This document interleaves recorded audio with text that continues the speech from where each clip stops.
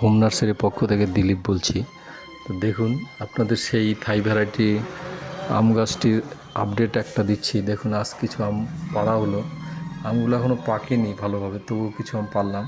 দেখুন আম যেগুলো আছে সেগুলোকে ক্যারি ব্যাগ দিয়ে বা ব্যাগিং করা হয়েছে, কারণ হচ্ছে এই টাইমে আমে পোকা টোকা বেশি লাগে, কারণ ডাল সিজন তো, যার জন্য করা হয়েছে। এই দেখুন একই গাছে মুকুল দেখুন, এবং পাকা আমও দেখুন, এই দেখুন জল পড়ছে।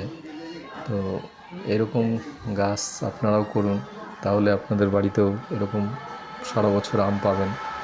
মোটামুটি খারাপ ধরেনি, এবার প্রথম ভালোই ধরেছে।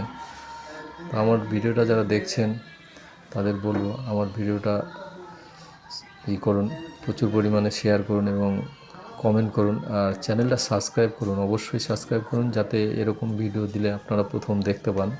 আর এই দেখুন সেই আম, তো এটা থাই ভ্যারাইটির আম, ভালো খেতে, খারাপ না। এর আগেও দু একটা পাকা আম খাই, ভালো, খারাপ না।